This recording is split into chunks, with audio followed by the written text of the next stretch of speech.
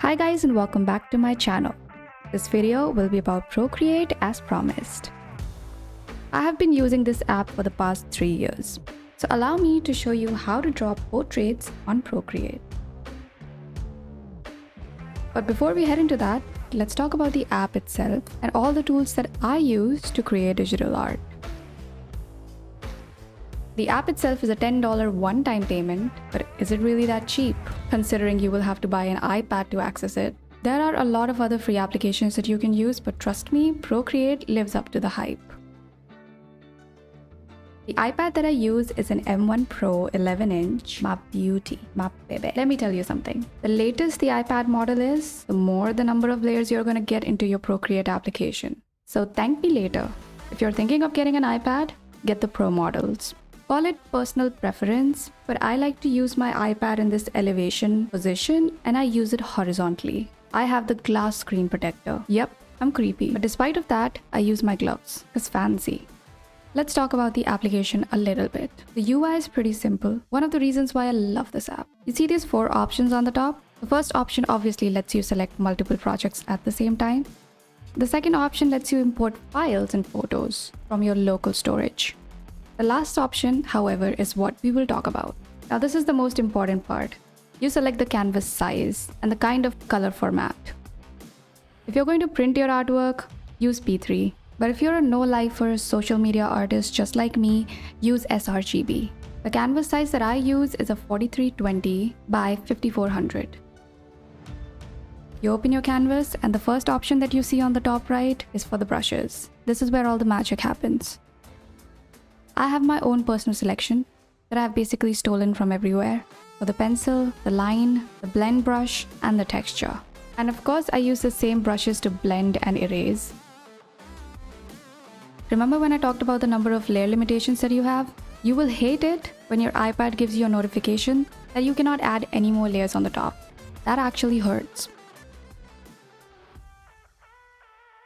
For colors, I use the classic format. This giant circle that you see lets you compare the previously selected color to the new one. I like to work within the center range. I don't go using full black or full white. Wow, we're working like a DJ. Wait, how lovely is this color? You can also create your own palette from an image or use the color harmony option. Wee, feeling like a DJ. Stop it. You know you can share your files in so many formats and export time-lapse. The reason why I keep my iPad in horizontal inclined way is that it lets me access the 2 bars that you see in the left side. Yep. It helps me adjust the size of my brush and the opacity. This also happens to be my favorite pencil tool. Holy sh! I have been yapping non-stop. Please can we start drawing already? Here is the reference that I've selected for you guys because I like to make both our lives difficult. Oh my, she looks angry. I chose this reference because it covers a lot of areas. Good lighting, good expressions, nice colors, and I absolutely love her. If you don't know who she is, get out of my page. You can clearly see the areas of shadow below the hair, in the neckline. There is a lot of highlight near the cheekbones, just below the cheekbones. This should be fun to draw, considering I've never drawn anyone with an expression before. No pressure, baby. So let's get started. Throughout this video, you're gonna find Easter eggs. Now let's just assume you did some voodoo magic and you sketched out your reference, boring stuff. I'm gonna leave it out for the longer video, which should be out in like 3 days. I say that every time and then I just ghost you guys. For the time being, you cheat, you trace, you just get the sketch ready so that we can start rendering because that's what we're here for. After moving the reference to the side, I will rename the sketch layer and create another layer below it. For the sketch layer, I will lower the opacity, and on the new layer, I will use the selection tool on the top left to select the portion of the skin. And then I will drag the skin color. I will create a new layer for each base. And now it's time for the hair. This time, I will use the brush tool. This may also be the right time to adjust the size because I don't want to lose pixels. Now it's time for her to put on some clothes. I'm not going to be highly accurate with this. I'm just going to pick the color from the reference and then I will tweak it to my liking. I start off by using light colors. There is no need to be accurate. So this makes this part stress-free. This brush is also like one of my most favorite. Oh my god.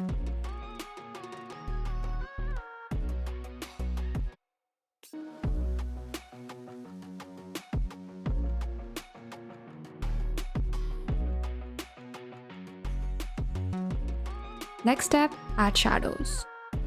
We're moving from light to dark. So the first shade that I'm using will be slightly darker than the base color. I'm only observing the reference and seeing the areas of some color or some light shadows, and then I'm just going to start blocking it. So far, no blending. But this time I will use the eraser tool to shape my shadows. Okay, hear me out. The trick is to use your eraser tool as a brush tool. I like to call it the anti-brush. It's a flat brush if you didn't notice. There is one more way to add shadows, that is to change the layer mode. I will change the mode to multiply. Now this is a very good way of adding shadows without losing any saturation. And finally, when I'm happy with it, I will merge it with the layer below it. I'm also creating a new layer each time I have to add more shadows so that when I erase something on the base layer, the others do not get disturbed. Now you see why you need those layers? I'm using the selection tool around her nose to create some shadows. This should be fun. The selection tool is a time saver. It gives me the liberty to cover a lot of areas at the same time and also blend within the selective range. After spending 1 billion hours on the first layer of the skin, which is also like the layer where I blend the most, let's move to the fun stuff. As always, doing it on a new layer. Let's trace the eyebrows and fill it with a dark color. This brush has a blend tool added to it. I don't know where I got it from, but I love it. Then using a line brush, I'm going to trace the shape of the eye. I do this so that the next time I'm adding shadows, I can stay within the range. And then I can also see clearly where I'm putting the dark colors at. In this reference, the eye is the eye-catching part. Yeah, like that's where the focus is supposed to be. I suddenly decided the eyebrows look kind of light, so I'm going to darken it. Just lower the brightness a little bit. This entire layer will get darkened up instantly. Easter egg. Sometimes, just sometimes, I YOLO it and let the brush do its magic. Just trust the process. That's what I tell myself every time I start to panic.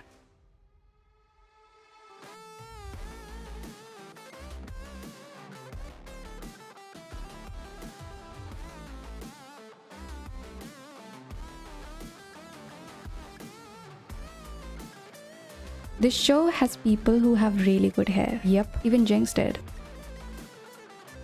On a new layer, I will create these shapes using selection tool.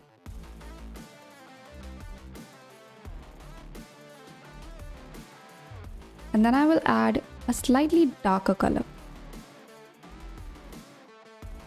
I keep the reference really small at this stage because I do not want to overwhelm myself with a lot of tiny details.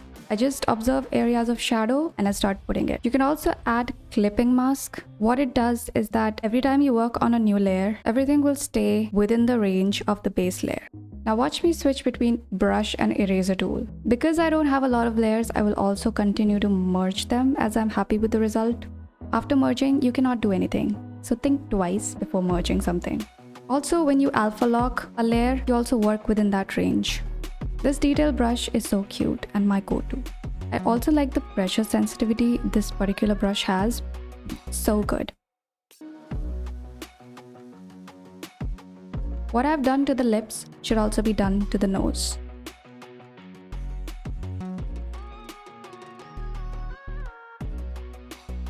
Never merge the face layer with the hair layer or the outfit layer. You have to keep them all separate. Divide and rule. This head accessory, I swear to God, this was the quickest thing I ever drew. Because I almost didn't give up exactly. This is that moment in every artwork where you're like, why am I even doing this? When you reach a point of saturation and everything just stops in your brain. This head accessory that I drew, I turned off my brain and I just went with the flow.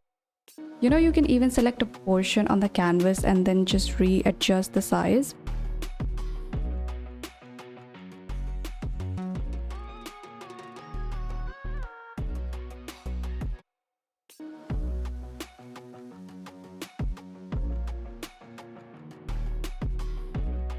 I will start detailing or outlining, whatever you want to call it.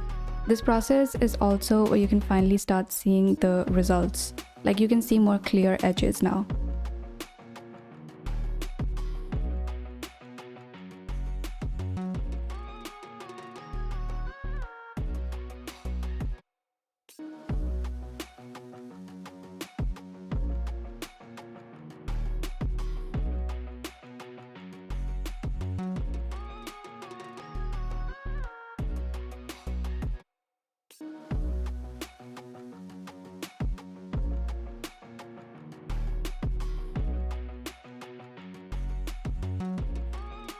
If I overlap the shadows between the neckline and the chin, it gives a very uniform look.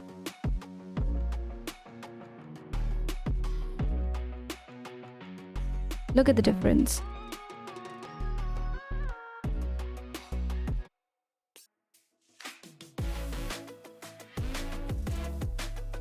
Yes, I'm just a human. I also make mistakes. So I will use Liquify to adjust the chin. Sometimes I have to remind myself I'm using an iPad and I have the liberty to do it. Some more outlines.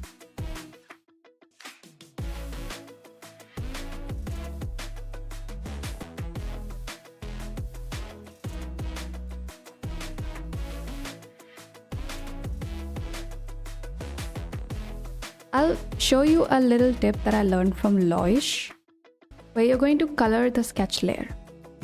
Without the sketch, I think the artwork looks kind of flat. And because I don't want to lose the original sketch, I will just duplicate it. Then erase the areas on the face where you can see these extra lines. Then I will play around with the hue of the sketch. Similarly, I'm going to play around with a little bit of shadows and also change the hue. I like it more towards the purple side. Another reason why I keep some of the shadows separately on different layers and I do not merge them. It lets me do all this crazy stuff.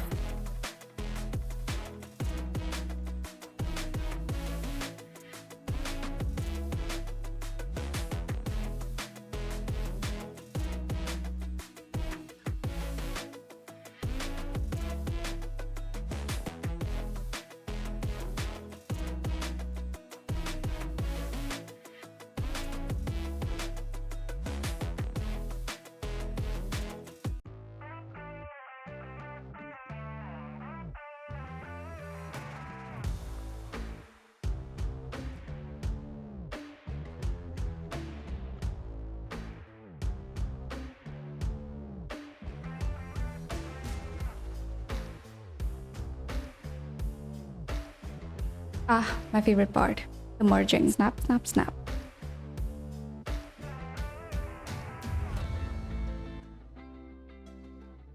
The last bit of detailing that I want to do with the hair is just adding these fine lines, the very prominent ones. If you have questions, don't ask me. Just kidding. Leave a comment below and I will try my best to answer every single one of you.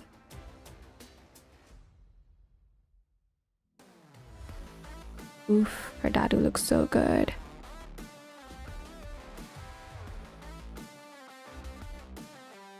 I have the freckles brush back. So saving the time, I dab it on the cheek. And then I adjust them using the warp tool, of course. Easter egg is adding a little motion blur. It makes the freckles look good with the skin. With highlights, my yap session is coming to an end. I'm exhausted. The color that I'm choosing for this is no color. I'm going full white. Now watch. Look at the reference. The highlights are just below the cheekbones and on the right side of her face.